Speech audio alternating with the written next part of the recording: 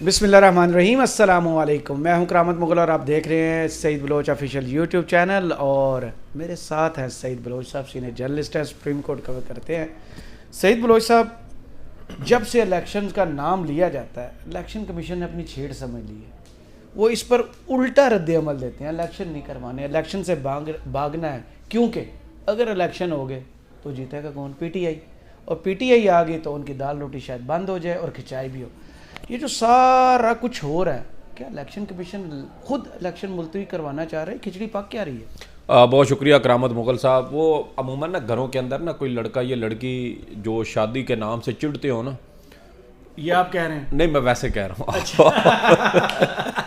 आप सुने। अच्छा, जो चिढ़ते हो ना, वो घर वाले फिर उनको जानबूझ के छेड़ते हैं, छेड़ बना लेते हैं, तेरी शादी करनी है, तो बड़ा हो गया है, तो वो उनको तंग करने के लिए ना। अच्छा। तो इलेक्शन कमीशन जिसका इकलौता काम ही यही है, आईनी जिम्मेदारी यही है कि उसने इलेक्शन करवाने हैं, अब उससे इलेक्शन नहीं हो रहा है। अलमिया ये है पाकिस्तान में, हो नहीं रहे, वो करवाना नहीं चाहते। मतलब पार्लियामेंट है तो सियासतदानों से कानून साजियाँ दुरुस्त नहीं होती। एंड में आप देखें कि जिस तरीके से होल सेल रेट पे इन्होंने कानून साजियाँ की हैं, वो भी एक पाकिस्तान की सियासी तारीख का एक रिकॉर्ड बना। और जिस तरीके से पैसा बनाया गया आखिरी 10-12 दिनों में, वो एक अलमिया भी है पाकिस्तान की सियासत का कि ये सब कुछ इस मुल्क में होता रहा है। दूसरी जानिब आप देखें कि अदलिया है तो उससे इंसाफ नहीं हो रहा, इलेक्शन कमीशन है तो वो जनाबे वाला इलेक्शन नहीं करवा पा रहा, पुलिस है जिसका काम अवाम की जानो माल की हिफाजत करना है तो उससे वो काम नहीं हो रहा, उल्टा धक्के ठुड्डे मार के रात को घरों में घुसते हैं, दरवाजे तोड़ते हैं और अवाम का जो है वो जानो माल और इज्जत आबरू पे उल्टा हाथ डालते हैं। मतलब हर वो इदारा जिसको आइन के तहत एक मैंडेट दिया गया है, वो उस मैंडेट से बाहर निकल चुका है। जो जिदा काम में बस वो नहीं हो कर रहे, वो नहीं कर रहे, बाकी सारे कर रहे हैं। ठीक, हाँ, बाकी सारे कर रहे हैं। और ये यही काम इलेक्शन कमीशन का है। और इसी वजह से जब भी कहा जाता है कि इंतखाबात वक्त पर करवाएं और आइन और कानून के मुताबिक ये शफाफ, आज़ादाना और मुनसिफाना इंतखाबात होने चाहिए, इलेक्शन कमीशन चिढ़ जाता है। अच्छा। वो समझ ये मेरी छेड़, हाँ, मेरी छेड़ बना रहे हैं, मुझे तंग कर रहे हैं। तो वो इसलिए आप देखें कि पेशावर हाई कोर्ट ने 2 फैसले दिए हैं मेनली। तो एक तो ये है जो बल्ले के निशान वाला है, और मेरी इन्फॉर्मेशन के मुताबिक शायद इलेक्शन कमीशन उस फैसले को चैलेंज ना करे। अच्छा। उसकी वजह यह है कि इलेक्शन कमीशन भी कहीं ना कहीं ये समझता है कि PTI की जानिब से जो इंट्रा पार्टी इंतखाबात करवाए गए हैं वो ठीक है। और ऑफ द कैमरा इस तरह की गुफ्तगू में, वो प्राइवेट महफिलों में वो सबसे अहम शख्सियत यही कहती है जी जी कि जी बल्ला भी होगा और शायद इमरान खान भी जी जी इमरान खान साहब भी होंगे। तो कहने का मकसद ये है कि अगर इलेक्शन कमीशन अपने आइनी मैंडेट पर चले तो ये चीज़ें बिल्कुल कायदे कानून और आइन के बिल्कुल मुताबिक है। सही। लेकिन जब ऊपर से फरमाइशें आती हैं, ख्वाहिशात आती हैं, तो फिर आइन भी रोंदा जाता है, कानून भी रगड़ा जाता है, फिर ये ज़ाब्ते असूल भी साइड पे हो जाते हैं, नजर ही नहीं आते। तो फिर यही बात है ना। आप देखें कि एक सियासी जमात जिसने लूले लंगड़े किसी भी तरह के अपने करवाए हैं, मुस्लिम लीग नून ने जो करवाए, आज तक साल होने के बाद इन्होंने दोबारा इलेक्शन कमीशन ने केस नहीं लगाया। और जो जनवरी में समाअत हुई थी उसमें भी यही election commission, chief election party जो रजिस्टर्ड आके अब हुई है, जिसके अभी हुए नहीं, उनको तो सब कुछ इन्होंने होमवर्क खुद करके दिया सर। तो ना सिर्फ इलेक्शन कमीशन की मर्जी, ना सिर्फ होमवर्क करके दिया है, बल्कि एक पार्टी जो पहले से बेकार पड़ी थी वो भी दिया कि भाईजान ना लो, अपने ना करा के तो कुछ ना कुछ कर लो सही, ठीक है, सिर्फ इसलिए कि किसी तरीके से PTI का वोट तोड़ा जाए, वोट बैंक तोड़ा जाए। लेकिन वो खटक साहब जो हैं वो पिछले दिनों अपने वर्कर कन्वेंशन और जलसे कर चुके हैं, तो अवाम ने उनकी शक्ल दिखा दी उनको कि भाईजान तुसी किस काबिल हो, बस इत्थे ही रहो, अगे नहीं बदलना तुसी। अच्छा, वो तो देख चुके। पीछे आप देखें कि पीपल्स पार्टी के इंट्रा पार्टी इंतखाबात, जुर्लू, इस्तेकाम पाकिस्तान के जुर्लू, पता ही नहीं है, हुई नहीं है। एक तो होता है ना कि हो जाना, वो दुरुस्त नहीं होना, वो एक अलग कहानी, हुआ ही नहीं है। नून लीग के जुर्लू, तो फिर MQM के बिल्कुल JUF के होते ही नहीं। तो ये सारी चीज़ें कम अज़ कम PTI ने कहीं ना, और फिर ये है कि सिर्फ ये नहीं, गुज़श्ता साल भी करवाए, उस पर भी इलेक्शन कमीशन ने कहा जी ये आप पुराने आइन के मुताबिक करवाए हैं, आपने आइन में तरमीम की, आप नए आइन के मुताबिक करवाए, अब वो भी करवा दिए। आपने 20 दिन का टाइम दिया था, उन्होंने 10 दिन बाद करवा दिए। 23 नवंबर को आपने कहा, 3 नवंबर को उन्होंने आपको बता दिया कि हमने इलेक्शन करवा दी, उसके बावजूद वो सारी रुकावटें और चीज़ें। और इसका मकसद सिर्फ और सिर्फ ये है कि किसी तरीके से PTI को टारगेट किया जाए। और ये हीले बहाने करके अब इलेक्शन कमीशन ऑफ पाकिस्तान कि वो पेशावर हाई कोर्ट ने कहा कि आप कोहाट में एक जो रिटर्निंग अफसर हैं उसको सस्पेंड किया, तो उसके ऊपर अब इलेक्शन कमीशन जो है वो बहुत ज़्यादा दिल बर्दाश्त है। क्यों? और वो कहते हैं जी कि अगर इस तरीके से, अब देखें ना कि आज प्लांटेड खबरें क्यों चलवाई गई हैं, ये इसी वजह से चलवाई गई हैं कि इलेक्शन कमीशन जो है वो आइंदा आम इंतखाबात करवाने के हवाले से वो अब उस पर चीफ इलेक्शन कमिश्नर साहब जो है वो रिज़ाइन कर सकते हैं, इस्तीफ़ा दे सकते हैं। तो उनके रिज़ाइन से फ़र्क क्या पड़ना? कोई फ़र्क नहीं पड़ना, ठेंगा। उसकी वजह ये है कि चीफ, ये भी प्लान का हिस्सा तो नहीं कि वो जाएंगे तो एक मोहतरम मकाम जज जो सुप्रीम कोर्ट के हैं वो इलेक्शन कमीशन को, मेरे ख्याल में अगर उनको जिम्मेदारी दे दी जाती है ना तो वो ज़्यादा बेहतर है। जो अभी एक्सपोज होना थोड़े बहुत रह गया मजीद, वो मजीद हो जाएंगे। सही, क्योंकि सबसे बड़ी बात तो ये है ना सर कि इलेक्शन कमीशन ने अपना मैंडेट ट्रांसफ़र कर दिया अब इलेक्शन कमीशन सेक्रेटरीट को, जो ये सारे इंतजामात, छपाई और ये वो सारे काम अब आगे उसने करने हैं।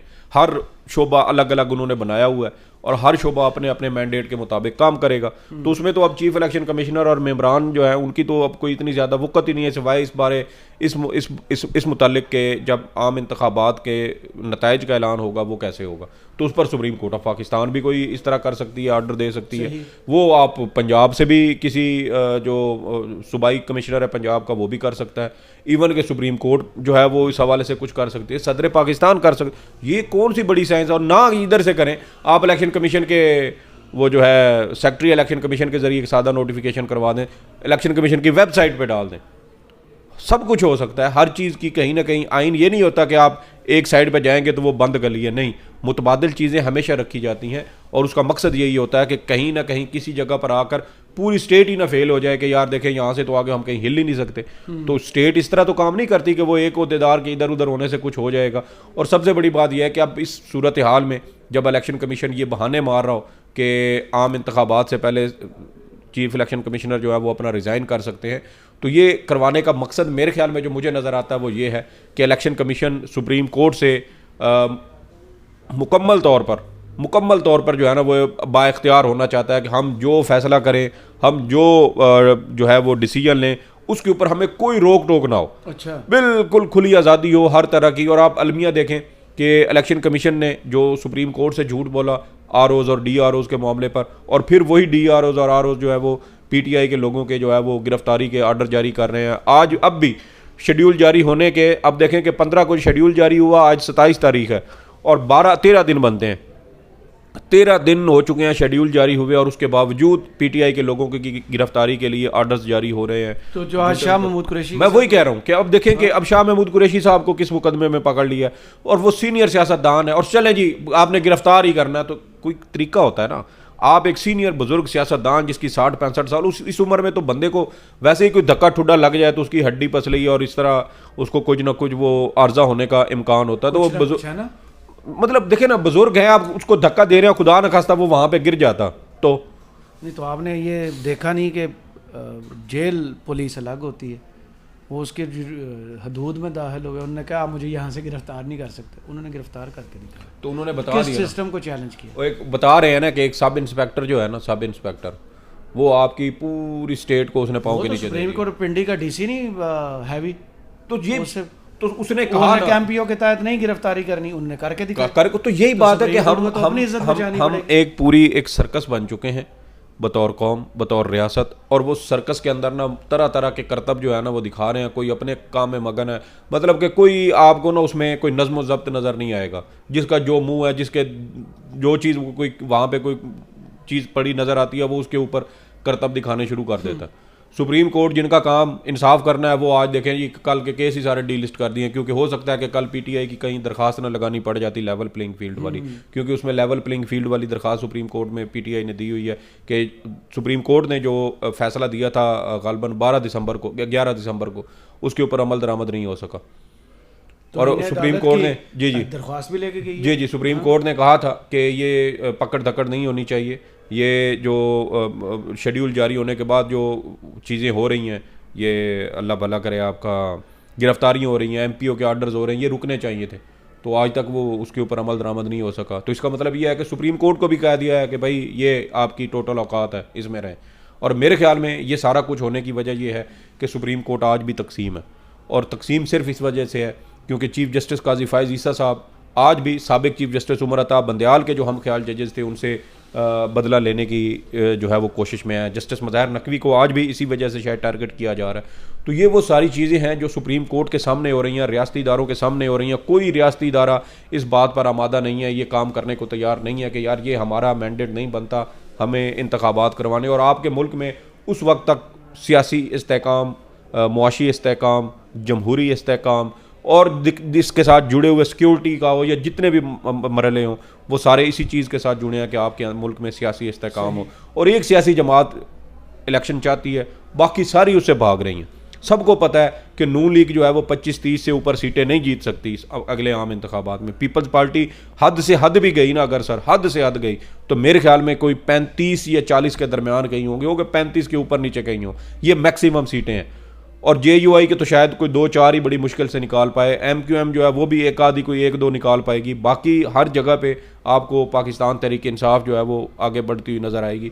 और अलमिया इनका डर खौफ इनका ये है कि हमारा सियासी वजूद ख़त्म हो जाएगा और अगर PTI आ जाती है। और उस पर भी जुल्म अपने साथ क्या कर रहे हैं कि जिस खौफ की वजह से ये सारा कुछ कर रहे हैं, वही खौफ फिर एक और भयानक शक्ल में इनके सामने आ जाता है कि इतना सब कुछ करने के बावजूद अगर कल को मौलाना साहब को धक्के पड़ते हैं, आसिफ जरदारी साहब को पढ़ते हैं, शहबाज शरीफ या नवाज शरीफ साहब को पढ़ते हैं, तो ये तो आज बर्दाश्त कर रहे हैं, भुगत रहे हैं ना, की चीज को नहीं बचेगी। तो फिर मतलब आपके लिए तो कोई आवाज भी नहीं उठाएगा ना।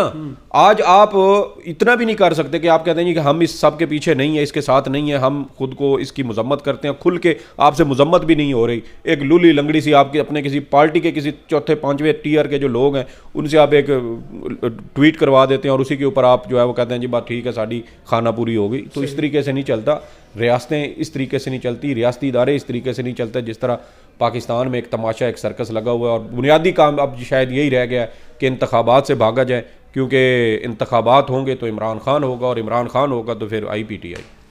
बहुत शुक्रिया सईद बलोच साहब, आपके तजिए का कमेंट्स बॉक्स में ज़रूर बताइएगा। ये वीडियो आपको कैसी लगी, इजाज़त दीजिए, अल्लाह हाफिज़।